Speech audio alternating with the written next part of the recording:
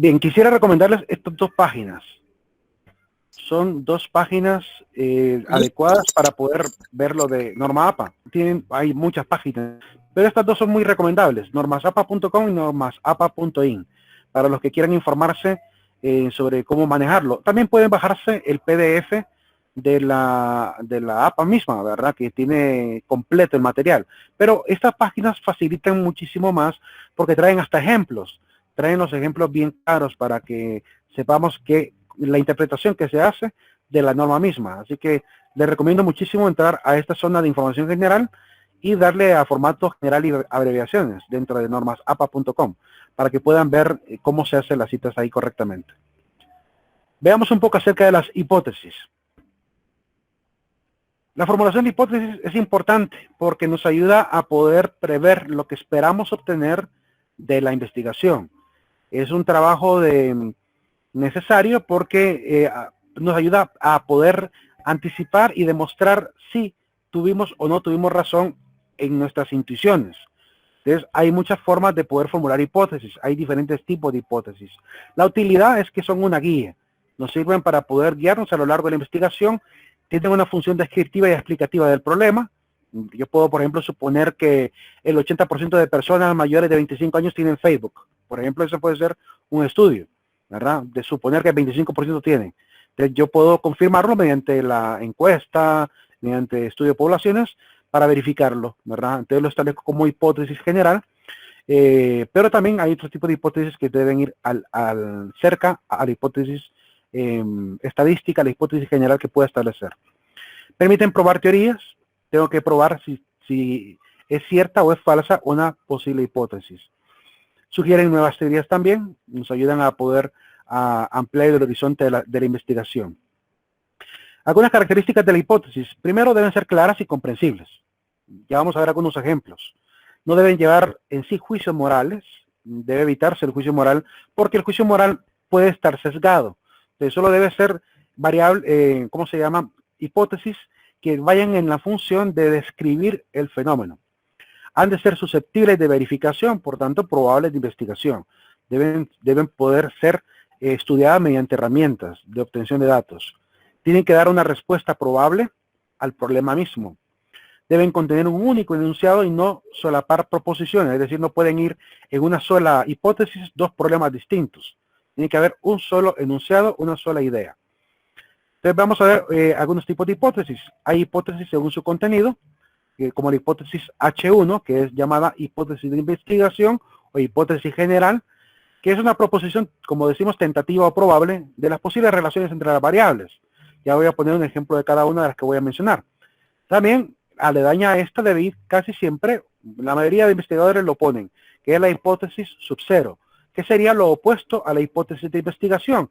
Si yo digo en la hipótesis sub 1 o hipótesis I, de que el 20% de población tiene tal condición, pues en la hipótesis nula digo que el 80% tiene tal condición. Es decir, que puedo irme por el otro extremo o decir que no llega a 20%. Tengo que negar, ¿verdad?, lo que he establecido en la hipótesis de investigación. En la hipótesis alterna también puede ir, además de estas dos hipótesis que están relacionadas, como algo más que quisiera investigar, algo más que quisiera prever, ¿verdad? La hipótesis alterna. Y la estadística normalmente se plantea en función de principios estadísticos, es decir, que utiliza porcentajes. Normalmente está redactada en forma de porcentaje, para ayudar a contextualizar la posible verificación que vamos a hacer más adelante de la misma. Hay hipótesis según su método, como la exploratoria, que es para problemas poco estudiados desde una nueva perspectiva. La mayoría de investigadores a nivel universitario hacen investigaciones de tipo exploratoria. Por ejemplo, cuando van a estudiar institutos, cuando van a estudiar colegios, ¿verdad?, dicen saber cuál es el porcentaje de jóvenes que utilizan tal cosa, cuál es el porcentaje de jóvenes que han tenido su primera experiencia sexual, cuál es la cantidad de porcentaje de jóvenes que han tenido charlas de formación en drogadicción. Entonces, normalmente son de tipo exploratoria para saber si existe una cierta cantidad y qué porcentaje existe de ese fenómeno. La descriptiva pretende describir propiedades, características o perfiles de personas. Por ejemplo, determinar cuáles son las características del sistema de vida de una madre adolescente. ¿Cuál es el sistema de vida de un alcohólico? Es decir, características, ideas generales del problema. La correlacional evalúa dos posibles conceptos, dos posibles categorías, dos poblaciones, dos variables. Por ejemplo, comparar la cantidad de hombres y de mujeres en una determinada circunstancia social. Comparar la generación de mayores de 18 años y menores de 18 años respecto a un tema. Eso es correlación. Relacionar, por ejemplo, dos partidos políticos. Es una investigación o una hipótesis de tipo correlacional. La explicativa, pues, da a conocer la causa, cómo se origina el suceso o fenómeno. La hipótesis de diferencia es para poder determinar una característica que se cumple en un grupo, pero no en otro, ¿verdad? Para poder encontrar esta diferente forma en que se comportan los grupos sociales. Dentro de un mismo fenómeno, por ejemplo, cómo se comporta la población de hombres respecto a la violencia con respecto a las mujeres, ¿verdad? ¿En qué grupo se da más la violencia, por ejemplo? Es un tema un poco trillado, pero es un tipo de hipótesis también de diferencia. La predictiva, pues, anticipa un probable evento que se presupone será encontrado en una población o fenómeno. En este caso voy a decir, es probable que encontremos un 50% de población que haga esto, ¿verdad? O incluso no en el sentido de porcentaje. Puede ser que simplemente diga que voy a encontrar o no voy a encontrar una característica en una población. En tal población de Santa Rosa de Copán voy a encontrar personas que son, por ejemplo, pedófilos, ¿verdad? Tratar de encontrar ese tipo de situaciones. Entonces, mediante encuestas completamente anónimas, puedo perfectamente estudiar población de Santa Rosa de Copán y obtener o recabar datos de quién puede tener tendencias pedófilas, ¿verdad? Perfectamente. Ejemplos de hipótesis. Aquí vamos a ver algunos ejemplos. La hipótesis de investigación, un ejemplo muy simple, que también está combinada con la hipótesis estadística, porque hay un porcentaje. Dice, por ejemplo, la expectativa de encontrar empleo fijo en el primer año tras la graduación por parte de los estudiantes de sociología es superior al 50%. Sería una hipótesis válida, y una hipótesis de investigación nula, en este caso lo opuesto al de investigación. La nula estaría redactada así, ¿verdad? Cambiamos la palabra superior por la de inferior. Si arriba dijimos que era superior, en la nula diríamos que es inferior al 50%. Esa es la manera como se puede pues contrastar, ¿verdad? La posibilidad o no de que ocurra un fenómeno. Un ejemplo de hipótesis alterna. Por ejemplo, cuando yo digo que es improbable calcular o estimar. Cuando yo digo de repente que es improbable estimar, ¿verdad? O calcular un determinado fenómeno, o de repente hablo de otra característica, además de la cantidad de empleo que puede conseguir o la expectativa de empleo que pueda tener una población. Puede ser que además quieren estudiar, no sé, la cantidad de población que utilizó métodos de estudio durante su jornada de formación. Puede ser que muchos jóvenes sí utilizaron, otros jóvenes ni siquiera sabían que había métodos de estudio. La hipótesis estadística, como ya dijimos, utiliza porcentajes. Por ejemplo, el 25% de la población desempleada corresponde a personas con nivel académico profesional. Esa es una hipótesis estadística. Tengo que demostrar si es el 25 o el más o el menos. La exploratoria, cuando yo digo, por ejemplo, se encontrará, habrá, en este caso, ¿verdad? Solamente decir que voy a poder encontrar un determinado fenómeno en una población. Por ejemplo, el poder encontrar jóvenes adolescentes que vivan en incesto familiar. Y les platicaba que en Santa Rosa de Copán es un grave problema. Aquí en Santa Rosa de Copán hay bastante incesto, según nos comunican, o al menos pudimos saber por medio de algunos psicólogos, que ellos llevan, obviamente no dicen quién, solo nos dicen que existe el fenómeno en gran medida en Santa Rosa de Copán. Es un tema interesante de investigar también. La descriptiva dice que la mayoría de adolescentes mayores de 16 años han tenido una experiencia de tipo sexual. Significa que estoy dando nada más esta característica social. No estoy hablando de causas, ni estoy tratando de analizar. Obviamente no puedo colocar en la hipótesis, como dijimos anteriormente, ningún análisis de tipo valorativo. No puedo hablar de cosas morales. Solamente debo describir el fenómeno. La correlacional, en este caso, comparo dos tipos de poblaciones. Por ejemplo, a mayor implicación cívica de los sujetos, mayor participación ciudadana de estos. En este caso, no comparo una población, sino también comparo cualidades. La cualidad de la participación en elecciones con la implicación cívica, ¿verdad? Esos dos elementos se estudian y se relacionan. En explicativa o causal, ahí sí intento dar, ¿verdad?, la razón del por qué ocurre el fenómeno. Entonces, una hipótesis podría ser: la desintegración familiar provoca baja autoestima en los hijos. Puede ser que no. Una hipótesis de tipo de diferencia de grupos, cuando yo trato de comparar dos poblaciones y digo, ¿verdad?, que ocurre en una que no ocurre en la otra. Por ejemplo, las personas desempleadas hacen más uso de los servicios sociales municipales que las empleadas. Es un tema bien interesante también a investigar. La predictiva, pues, se anticipa, es un estudio de tipo también prospectivo, y por tanto la hipótesis habla de a futuro, qué es lo que se puede encontrar más adelante. Por ejemplo, establecer la predicción de que los adolescentes que sufrieron abuso sexual durante la infancia tienen un riesgo mayor de depresión y tendencia a suicidio que aquellos que no lo sufrieron. Eso tendría que analizarse en un largo periodo de tiempo, así que es una hipótesis que tendrá que demostrarse entre una población, o de forma de retrospectiva analizando la historia de vida de cada uno, o esperar que una población meta que yo elija, ¿verdad?, pase de la infancia a la madurez para poder llegar a volver a analizar qué pasó con cada uno de ellos. Aunque no lo crean, existen estudios así, estudios que tienen que esperar largo tiempo para poder determinar algo, ¿verdad?, en un lapso de tiempo de vida. Es decir, que estudiaron de repente a gemelos, ¿verdad?, que separados de familia, que vivieron en dos hogares distintos y tuvieron que esperar que crecieran ambos gemelos, que llegaran a la etapa de juventud o mayoría de edad por lo menos, para poder dar características de lo que ocurre en una familia con respecto a la otra y cómo eso modificó la conducta o personalidad de cada uno de los gemelos. Entonces, ya ha habido estudios así, en psicología se hacen.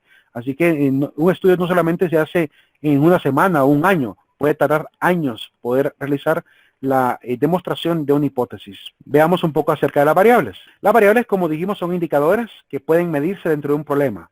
Es decir, yo puedo hablar de diferentes indicadores, variables dependientes e independientes, que pueden estar relacionados o no con el problema, que pueden servir para solamente iluminar el contexto alrededor también del problema, o incluso hablar de elementos que están dentro del problema. Entonces aquí pueden haber variables que son cualitativas, cuantitativas, discretas, continuas, variables contextuales, individuales, colectivas.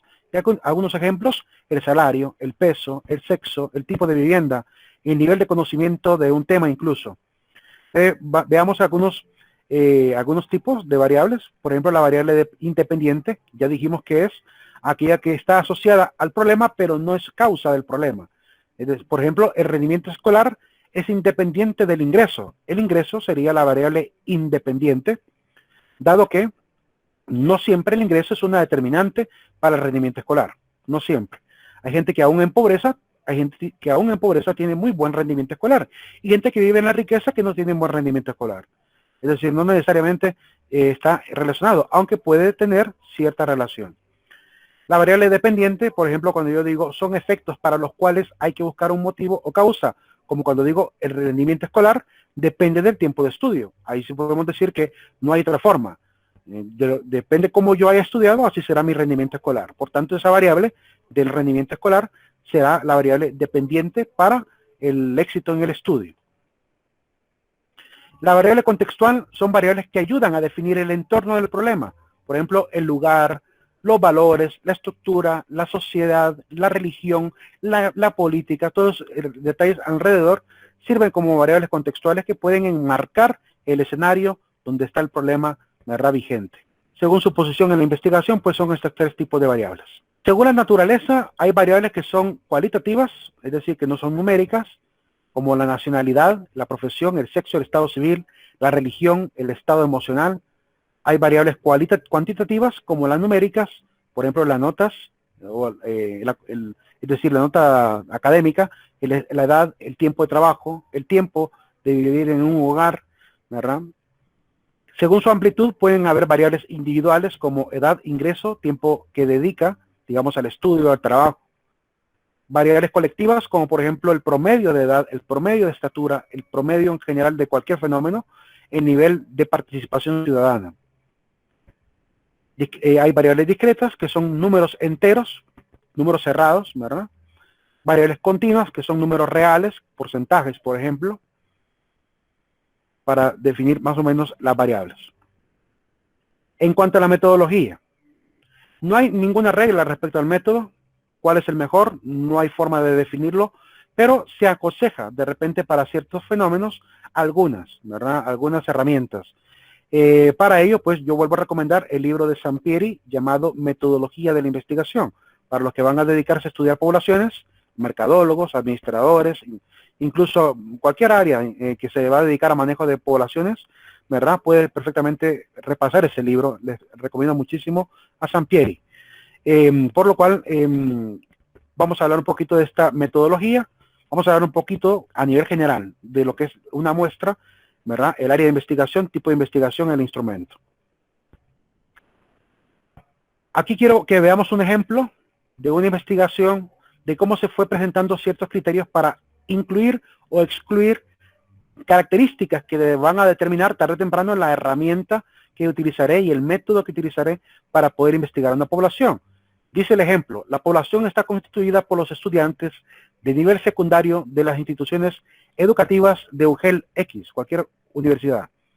Los criterios de inclusión y exclusión considerados para la delimitación de la población son los siguientes: sexo masculino, solo varones, digamos, edades entre 12 a 14 años, que estén cursando entre primer grado a tercer grado de secundaria, que estudien en turno de mañana o que estudien en la tarde, que estudien en instituciones privadas o públicas, en este caso públicas. Y considerando estos criterios, el tamaño de población, pues dice, este estudio ha determinado que la población que puede ser estudiada con estos criterios es de 4.632 estudiantes. Por eso les digo que la investigación debe ser bien específica, para que incluso la muestra no sea extremadamente grande, sino que sea una muestra adecuada a la población que realmente me va a dar datos realmente significativos para definir el fenómeno. Hay diferentes tipos de muestras probabilísticas. Por ejemplo, cuando yo hago una selección sistemática de una población, digo, por ejemplo, que voy a agarrar de un 100% de la población de Santa Rosa de Copán, voy a agarrar el 20%, el 30%, ¿verdad? Establezco una medida porcentual. En este caso se utiliza también una fórmula, la fórmula de la muestra, que ustedes verán en estadística, ¿verdad? Donde se utiliza el tamaño de la muestra, el nivel de confianza que se debe elegir, el porcentaje de inasistencia que se puede considerar de gente que puede o no contestar una pregunta, o puede o no participar en la encuesta, el porcentaje complementario, el tamaño de la población, el error máximo permitido, ¿verdad? En la mayoría de estudios está 0.3 a 0.5% de error lo que piden, y todas esas variables son numéricas y por tanto se meten dentro de la fórmula para calcular sistemáticamente de la población que he excluido. Aquí, por ejemplo, del ejemplo anterior, de los 4.000 y pico, ¿cuántos de ellos voy a tomar como muestra para eso? También hay muestras aleatorias o probabilísticas donde yo escojo al azar. Hay software que permite colocar, buscar, de repente tengo a cada ciudadano identificado en un censo y pues meto todos los ciudadanos de ese censo, ¿verdad? Imagínense que son 10.000 personas. La meto dentro de con su ID, con identidad, y el software lo que hace es tomarme, ¿verdad?, de personas, unas 2.000 o unas 1.000 personas quizá, como muestra para poder trabajar con ellos. Entonces agarra aleatoriamente de 1.000 personas de las 10.000 para poder ir con de cada una a estudiarla particularmente. Esa sería una muestra aleatoria. La muestra por racimos es donde el investigador va a decidir, ¿verdad?, cuáles son la gente que está en la población, cuáles son los que realmente son individuos conocidos que viven el fenómeno, y de esos individuos conocidos se van a escoger a algunos, ¿verdad? Normalmente se van a escoger a pequeños grupos, se van a relacionar. Digamos que tengo 10 personas y de las 10 personas, 3 personas tienen una tendencia, 3 otra tendencia, 4 otra tendencia. Entonces ubico a cada uno en un grupo y la voy a evaluar de manera particular en forma de racimo. La estratificada, ¿verdad? Elijo a personas de acuerdo a una característica. Puede ser por edades, por sexo, por condición de ingreso, por nivel educativo, ¿verdad? Esa es la estratificada.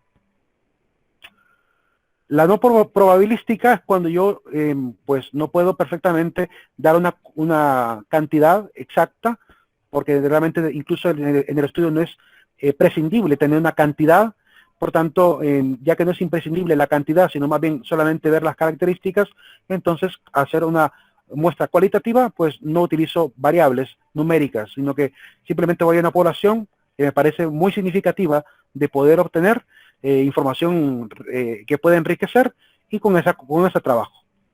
Por cuotas, cuando cumple una cuota determinada de cierta característica, por ejemplo, gente que tenga un ingreso de tanto a tanto, ¿verdad? Entonces estudio sobre esa población.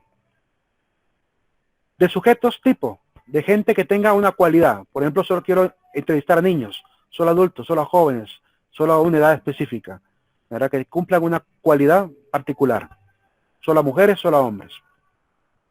De sujetos voluntarios, pues dejo una encuesta abierta, digamos en Facebook, y le pido a la gente que participe. Entonces no me interesa tanto la muestra, solo me interesa recabar la mayor cantidad de datos posibles, ¿verdad? Entonces digo, tengan la encuesta, aquí está el enlace, ayúdenme por favor a contestar, ¿verdad? No hay una meta exacta de cantidad de personas a entrevistar.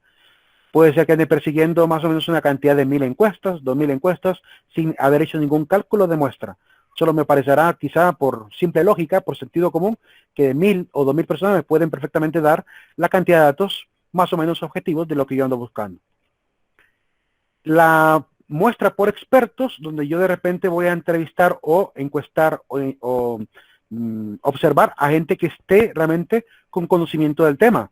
Digamos que yo quiero estudiar a las amas de casa, pues solamente voy a observar amas de casa. No me voy a poner a observar a cualquier mujer que vea. Si yo quiero de repente indagar un tema de carácter histórico, pues voy a ir donde maestros de historia o historiadores, ¿verdad? Escritores de libros de historia, que son los que me pueden realmente ayudar en la investigación, ¿verdad? Por tanto, ahí depende del criterio del investigador. Soy yo quien determina a quién voy a entrevistar.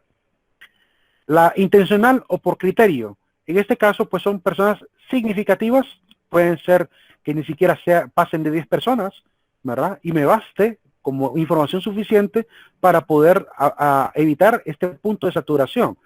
En estadística se habla de punto de saturación cuando yo hago una serie de encuestas a una gran población y me están repitiendo y repitiendo muchísimo el dato, y hace que el dato se va a seguir repitiendo. Por tanto, estoy simplemente tabulando tablas, tabulando encuestas que me van a seguir arrojando el mismo dato repetitivo. Por tanto, es un trabajo innecesario.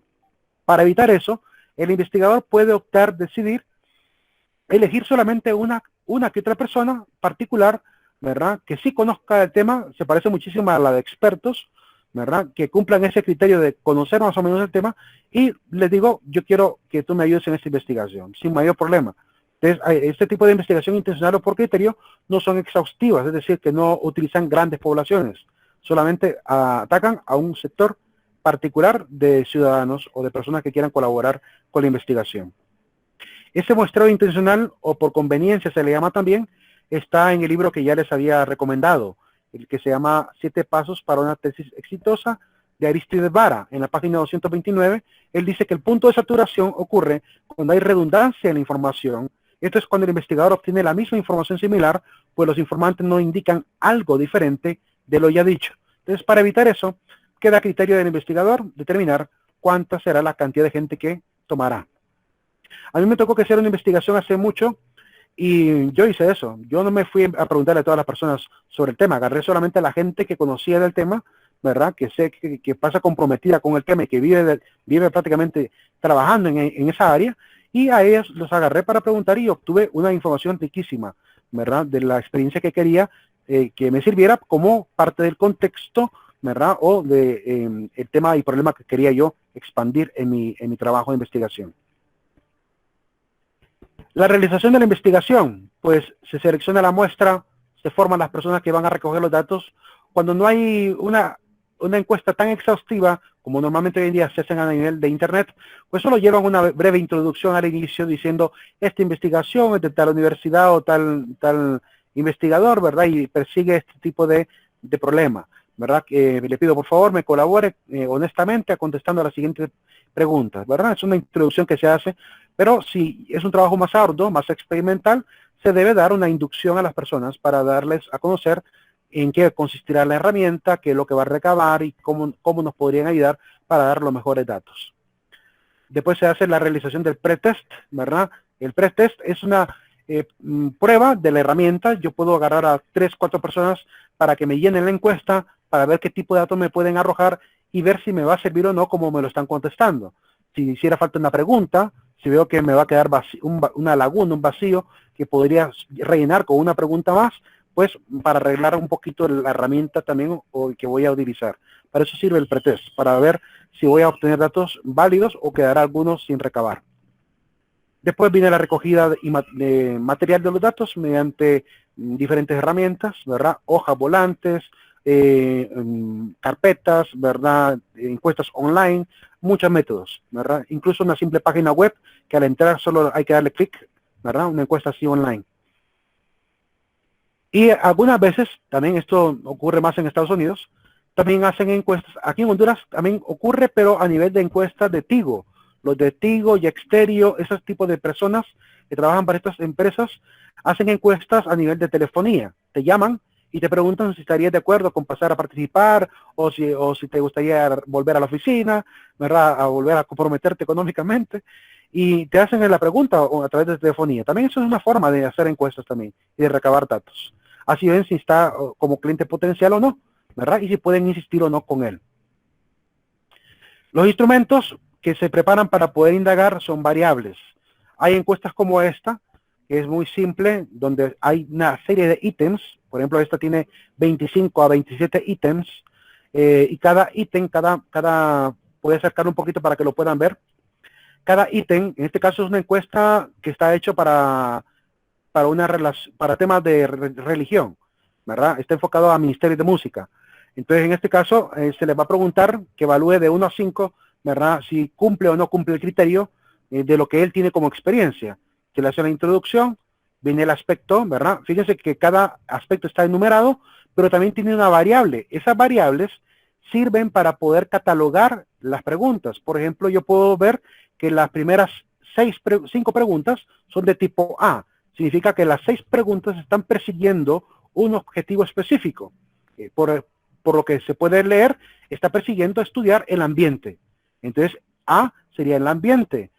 La letra E probablemente esté hablando de actividades ya de tipo espiritual. La F quizá está está hablando de formación, de aprendizaje. Entonces, cada variable me ayuda a tener conciencia de qué variable es la que estoy evaluando ahí. Y a la par están pues los ítems que van a poder evaluar. Al final se tabula, ¿verdad? Esa es una tabulación de la misma encuesta anterior, donde se hace la sumatoria, ¿verdad? Una sumatoria simple. En este caso me imagino que esta encuesta se realizó solamente a unas 5 personas, porque el dato máximo que hay son 5, ¿verdad? 5 personas, seguramente ha sido una investigación de tipo, como dijimos, ¿verdad? A conveniencia, ¿verdad? Como dice Aristides Vara. En este caso, 5 personas que saben verdaderamente de formación de ministerios de música fueron entrevistadas y cada una calificó y se obtuvo el total. Y de cada total se saca un gráfico, por ejemplo, la letra A de ambiente, la letra E, el gráfico de espiritualidad, la letra F, el grado de formación. Es decir, que me ayuda la variable a poder clasificar esas respuestas y hacer un gráfico por cada una de ellas.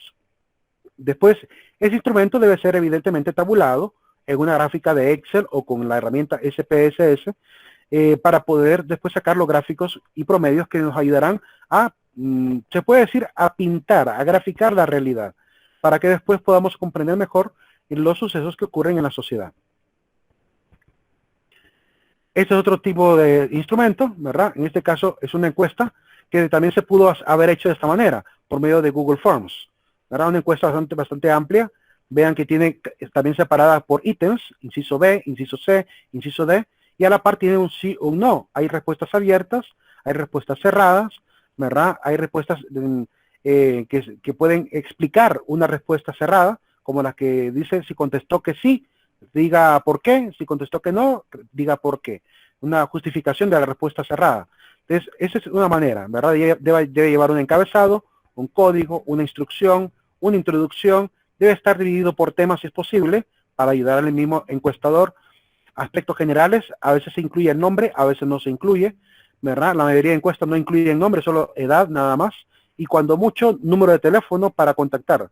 Sobre todo si es para nivel de académico, el docente siempre les va a pedir que coloquen el número de teléfono. ¿Por qué? Porque hay que confirmar si las encuestas son reales, ¿verdad? Entonces, se le puede perfectamente mandar un mensajito para preguntarle, ¿se le hizo usted una encuesta sobre este tema? ¿Verdad? Para ver si la persona responde.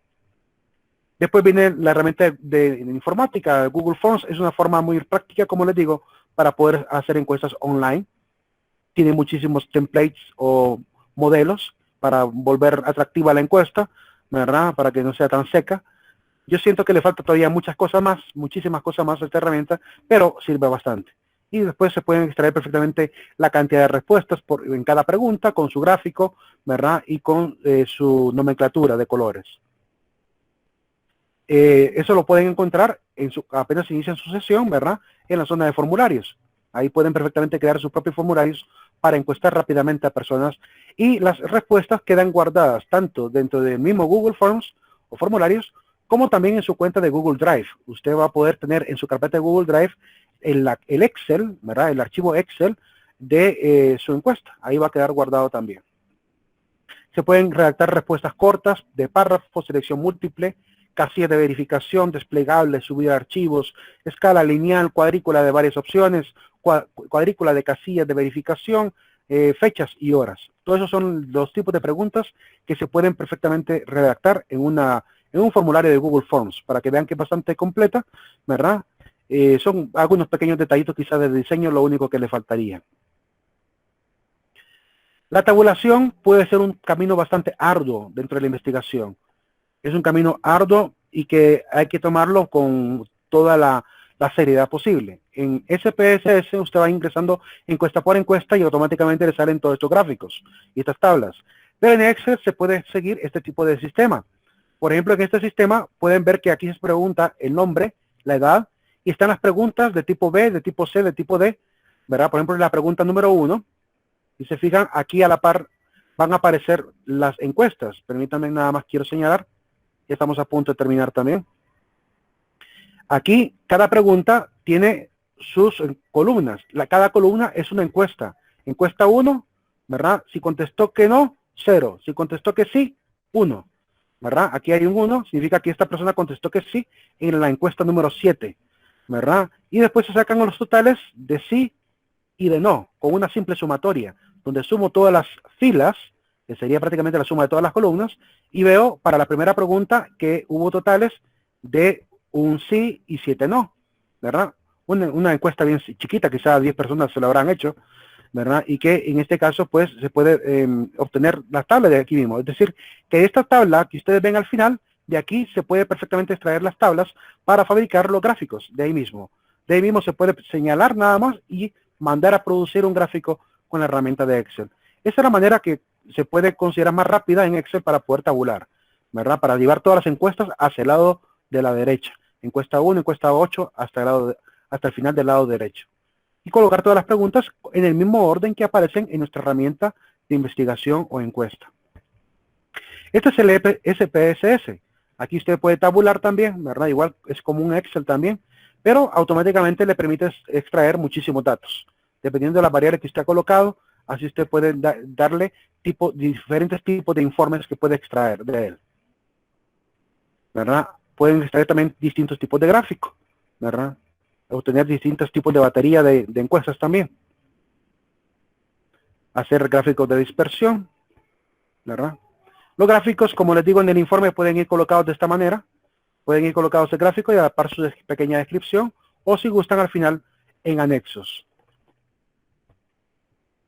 Bien, y por último, la interpretación de resultados. Con esto terminamos. Viene la parte del análisis y después la interpretación, que es el camino más arduo también después de la tabulación. De ahí sale la mayoría de contenido para los siguientes investigadores. Aquí nos vamos a quedar entonces, ¿verdad? En este último tema de interpretación de resultados, y con esto terminamos también el tema de investigación sociológica, de investigación en la sociología.